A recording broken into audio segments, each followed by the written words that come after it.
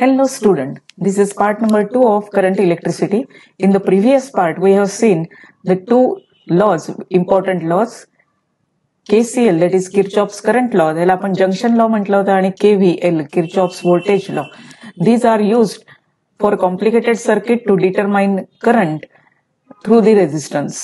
करंटच्या व्हॅल्यूज आपण वेगवेगळ्या रेझिस्टन्स मध्ये किती आहेत हे काढू शकतो आणि कॉम्प्लिकेटेड सर्किट मध्ये आणि सिंपल सर्किट मध्ये आपल्याला माहिती आपण हे इक्वेशन वापरू शकतो, Ohm's law equation, V is equal to IR.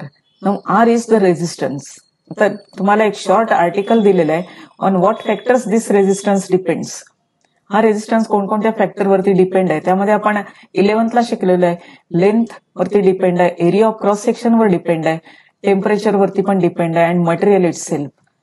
So for given material resistance depends on length and area of cross section as well as temperature. आणखी बऱ्याचशा फॅक्टर्स आहेत त्याच्यावरती हा रेझिस्टन्स डिपेंड आहे. ते कोणते फॅक्टर्स आहेत बघा. So resistance of material changes due to various factors. म्हणजे हे फॅक्टर्स जे आहेत हे जर बदलले तर रेझिस्टन्स मटेरियलचा बदलतो. मटेरियलचं temperature, then humidity in which the material is placed, then liquid level, strain. Liquid level तर आपल्याला माहिती आहे रेझिस्टन्सचा वापर करून लिक्विड लेवल, वॉटर लेवल म्हणजे गार्ड्स बसवलेले असतात, वॉटर गार्ड्स, त्यामुळे या रेझिस्टन्सच्या अशा प्रकारचा वापर केलेला असतो. Then strain, length, area of cross section, displacement, ह्या प्रॉपर्टीज जर बदलल्या तर रेझिस्टन्स ऑफ मटेरियल चेंज होतं. आणि म्हणूनच याचा वापर कसा केलेला आहे बघा. Hence by measuring the resistance we can determine change in the above properties. Resistance मोजून किंवा चेंज रेझिस्टन्स मधला मोजून ह्या प्रॉपर्टीज आपल्याला डिटरमाइन करता येतात. म्हणजे प्रॉपर्टीज मध्ये काय चेंज झाला ते रेझिस्टन्स मोजून आपल्याला समजतं.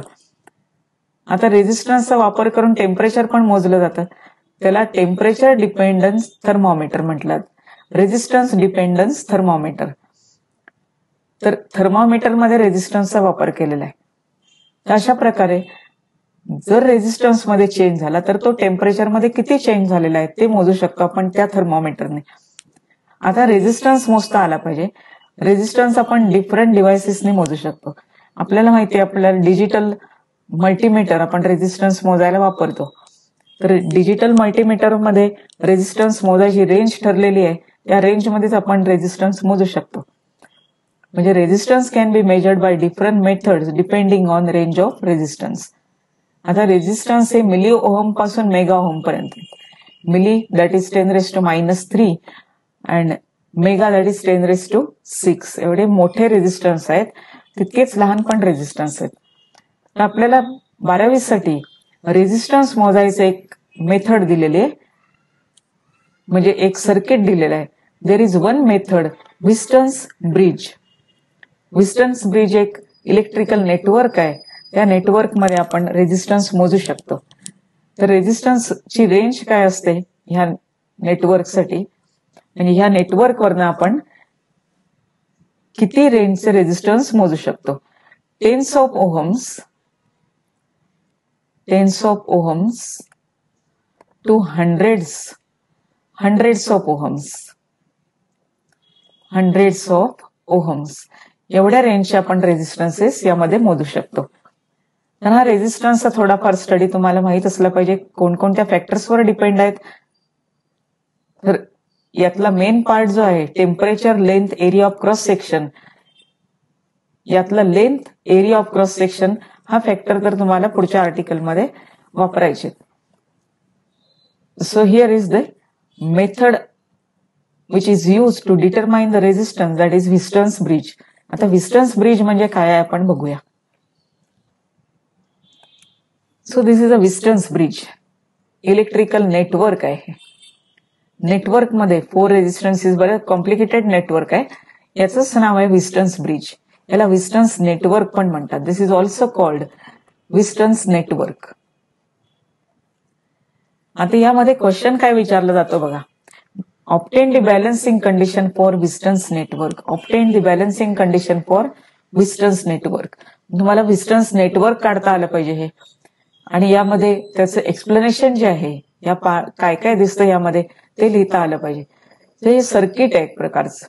इथं बॅटरी लावलेली की आहे, के जो दिलेला आहे सिम्बॉल तो, आणि 4 रेझिस्टन्सेस आहेत P, Q, R and S. तर अशा प्रकारचं हे नेटवर्क, ज्याला व्हिस्टन्स ब्रिज म्हटलं जातं. आणि याचं एक्सप्लेनेशन काय काय लिहिलं पाहिजे बघा. तर या एक्सप्लेनेशन मध्ये काय काय दिसतं बघा तुम्हाला. P Q R S, P Q R and S 4 resistances आहेत. देन जी हा इथं आहे. So internal resistance of galvanometer coil. इथं एक गॅल्व्हॅनोमीटर इन्स्ट्रुमेंट आहे. जसं तुम्ही व्होल्टमीटर किंवा मिलीमीटर एमीटर बघता त्याच पद्धतीचं एक गॅल्व्हॅनोमीटर इन्स्ट्रुमेंट आहे. आणि गॅल्व्हॅनोमीटर मध्ये आत कॉइल असते, त्या कॉइलचा रेझिस्टन्स म्हणजे जी, त्याला पॉइंटर आहे. जसा व्होल्टमीटर मध्ये पॉइंटर असतो तसा या गॅल्व्हॅनोमीटर मध्ये पण पॉइंटर असतो आणि तुम्हाला तो रिडिंग दाखवतो. तर गॅल्व्हॅनोमीटर कॉइलचा रेझिस्टन्स आहे G, that is called internal resistance of galvanometer coil. E and K battery आणि की आहेत, connected between A and C. A is at higher potential with respect to point C. With respect to point C. A चा potential जास्त कारण इथं बॅटरीचा positive जोडलेला आहे आणि बॅटरीचा निगेटिव्ह हा या ठिकाणी जोडलेला आहे. म्हणून आपण ए हे हायर पोटेन्शियलला म्हणतो विथ रिस्पेक्ट टू सी. त्यामुळे ई पासून हा पॉझिटिव्ह पासून हा करंट फ्लो होणार. तर तो करंट जो दाखवलेला आहे तो आय दाखवलेला आहे. आता हे एबीसीडी हे क्वाड्रिलॅटरल इलेक्ट्रिकल नेटवर्क तयार झालं. म्हणजे असं सगळं जोडल्यावरती आपण त्याला म्हणू शकतो this is a quadrilateral electrical network. G is connected between points B and D. B आणि डी मध्ये जी जोडलेलं आहे, while battery and key connected in series between the 2 points A and C. आता या नेटवर्कचा स्टडी करायचा, म्हणजे current काय काय असतात ते सांगितले पाहिजे तुम्हाला. So see here how the current flows. Wien the key is closed current I flows through the circuit. म्हणजे ही की क्लोज केल्यावरती करंट आय फ्लो होणार आहे. आणि तो कसा पुढे ब्रँचेस मध्ये फ्लो होतो बघा. आय डिवाइड्स एट ए, इथे डिवाइड झाला I1 and I2. I divides at A into I1 and I2.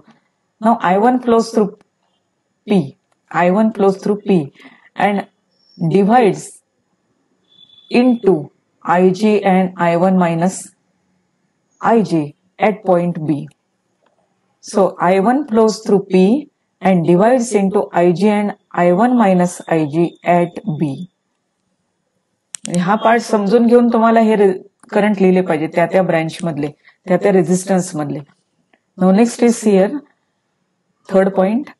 Ig flows through G, म्हणजे इथनं हा आयजी फ्लो झालेला आहे. म्हणजे तुम्हाला हे करंटची डिरेक्शन दाखवली पाहिजे. I2 flows through S. हे आपण आता I1 चं लिहिलं, तसं हा I2 एस मधनं फ्लो होतोय. तो या ब्रँच मध्ये तुम्हाला दाखवला पाहिजे. हे करंट दाखवल्याशिवाय याचे फुल मार्क्स मिळत नाहीत. ऍट पॉइंट डी आता हा आयजी आणि हा I2 gets added. I2 and Ig gets added and flows through R. इथनं जातात हे. Now here this one I1 minus Ig flowing through Q, I2 plus Ig flowing through R. At point C they get added. इथं लिहिलेलं आहे बघा. At C again I1 minus Ig and I2 plus Ig gets added. दोघांची addition केल्यावरती तुम्हाला हा result मिळणार. जसा इथं I is equal to I1 plus I2 at point A. At A, at point C, again it is I1 plus I2 equal to I. So these A and C are junction points. त्या ठिकाणी current आलेला आहे तो I आहे. म्हणजे इथं आलेला आहे आणि इथं पण तोच करंट मिळाला तुम्हाला I. आता आपल्याला हे व्हिस्टन्स नेटवर्क एक स्पेशल कंडिशन मध्ये बघायचंय. Very very important condition. आपण हे लिहिलेलं आहे. Obtain expression for balancing condition for Wheatstone network. आता हे सोडवायचंय जे परीक्षेला विचारलं जातं.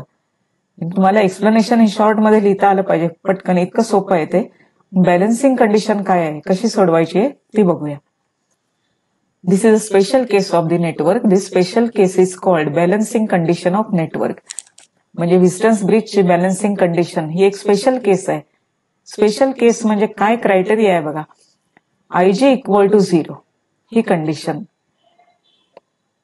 IG ची व्हॅल्यू म्हणजे current flowing through galvanometer coil is 0. ज्या वेळेला गॅल्व्हॅनोमीटर मधनं 0 करंट पास होतो, the galvanometer is set to show null deflection. Deflection होत नाही, गॅल्व्हॅनोमीटर डिफ्लेक्शन दाखवत नाही. म्हणजेच हे दोन जे पॉइंट्स आहेत VB इक्वल टू VD हे दोन्ही एकाच पोटेन्शियलला आहेत, म्हणजे त्यामधनं करंट फ्लो होत नाही. जर पॉइंट्स वेगवेगळ्या पोटेन्शियलला असतील, means there is a potential difference, the current flows. Now when IG is equal to 0, that is current flowing through this point towards this point, म्हणजे B पासून D कडे करंट फ्लो होतोय, तो 0 असेल म्हणजेच हे दोन्ही पॉइंट्स सेम पोटेन्शियलला आहे, that is VB equal to VD. Current flowing through galvanometer is 0, then the bridge is set to be balance. या कंडिशनला असं जर असेल तर त्याला बॅलन्स कंडिशन म्हणतो. Even though in the rest of the circuit there is a current, even though the currents are flowing in the rest of the circuit.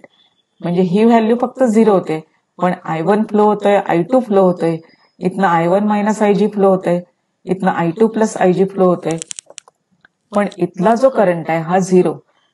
अशी जी special case येते त्याला बॅलन्स व्हिस्टन्स ब्रिज म्हणतात.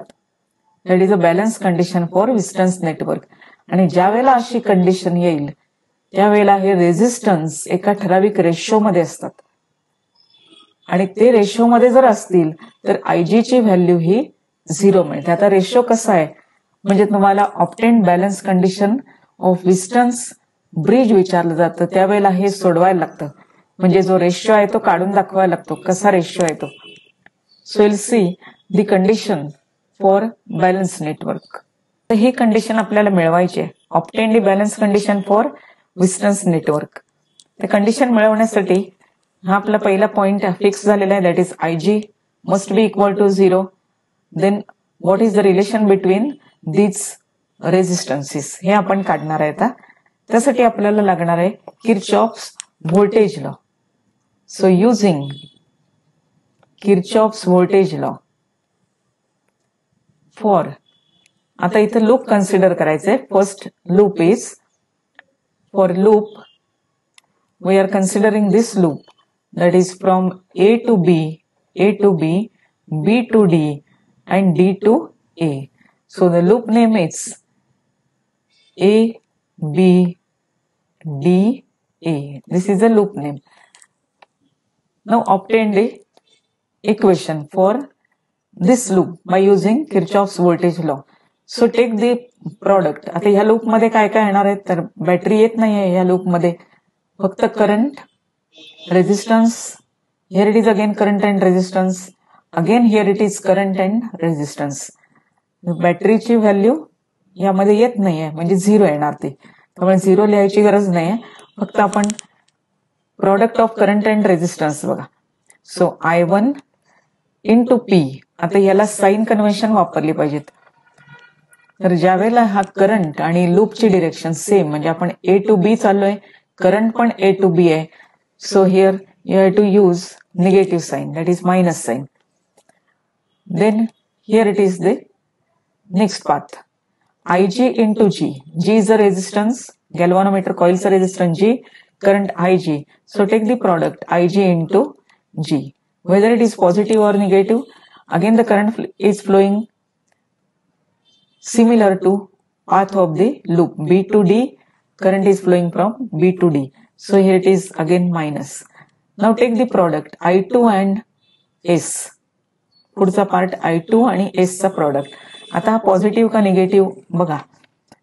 आता आपण असं चाललेलं आहे लूप मध्ये D to B आणि करंट अपोजिट आहे, A to D आहे. So this product is positive. So it is equal to 0. आता यामध्ये IG ची व्हॅल्यू 0 आहे. Since IG is equal to 0, minus I1P plus I2S equal to 0. Therefore, take this to the one side. म्हणजे ह्याचं equation कसं लिहिता येईल, I1P equal to I2S. So this is the first equation. Now apply the same Kirchhoff's voltage law for one more loop, that is BCDB. आता ह्या एका लूपचा झाला तसा ह्या दुसऱ्या लूपचा स्टडी करायचा. सो फॉर नेक्स्ट लूप कोणता आहे बघा, BCDB. I1 minus Ig into Q. I1 minus Ig into Q. This is a product. Again, there is a negative sign because loop path is from B to C. Current is also from B to C. So here it is minus sign. Plus I2 plus Ig into R. आता हा plus sign का आलेला आहे, I2 plus Ig into R product झाला. The loop path is C to D and current flows from D to C. Opposite आहेत म्हणून इथं plus sign आलेला आहे. Plus Ig into G equal to 0. Ig into G plus आणि इथं Ig into G minus का आलंय बघा.